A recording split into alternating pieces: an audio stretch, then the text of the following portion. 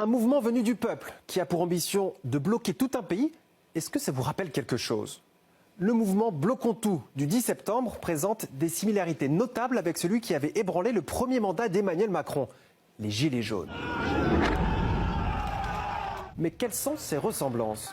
Tout d'abord, les deux mouvements sont nés de manière spontanée, sans structure formelle ni leadership, et se sont propagés sur les réseaux sociaux. En effet, cet appel à la mobilisation du 10 septembre a pris forme avant l'été sur Telegram et Signal. Les Gilets jaunes, quant à eux, avaient émergé sur les grandes plateformes, notamment sur Facebook.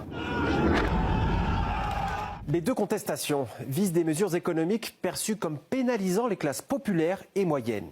Pour Bloquons tout, c'est le budget 2026, avec ses coupes dans les aides sociales, les retraites et les services publics, qui alimentent un sentiment de déclassement et de mépris des élites. Tandis que pour les Gilets jaunes, c'était la taxe carbone sur les carburants, vue comme un fardeau pour les ruraux et les périurbains, dépendants de leur voiture. Au passage, le prix de l'essence est environ 13 centimes d'euros plus élevé qu'il ne l'était avant les Gilets jaunes. Mais ça reste entre nous. Dans les deux cas, les slogans expriment une colère contre l'élite politique et les milliardaires, avec des appels à la démocratie directe. Souvenez-vous du RIC, le référendum d'initiative citoyenne, ou encore l'appel à la désobéissance civile. Et quel est le mode d'action privilégié? Eh bien, dans les deux cas, c'est le blocage pour maximiser l'impact à la fois médiatique, mais aussi économique. Bloquons tout appelle à des blocages routiers, de raffineries, de transports et à des boycotts massifs. Arrêt des achats, grève de la carte bleue, chariots gratuits dans les supermarchés. Alors que les Gilets jaunes occupaient les ronds-points, les autoroutes et les péages pour perturber la circulation. Et c'est ce mode d'action décentralisé que craignent particulièrement les autorités. Le ministre d'État l'a dit, il y a un certain nombre de craintes évidemment qui tiennent à deux choses. C'est un mouvement, d'abord, il n'y a pas réellement d'organisateur, c'est pas comme une manifestation, que les téléspectateurs comprennent bien. Une manifestation, il y a un déclarant, il y a un itinéraire.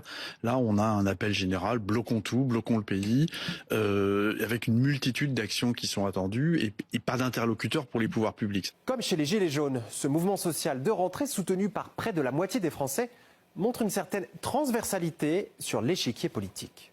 Le mouvement du 10 septembre est soutenu par les sympathisants de gauche, 73% par ceux de la France insoumise, 67% par ceux des écologistes et 61% par ceux du Parti socialiste. Et, même si c'est dans une moindre mesure, par ceux du Rassemblement national, 58%.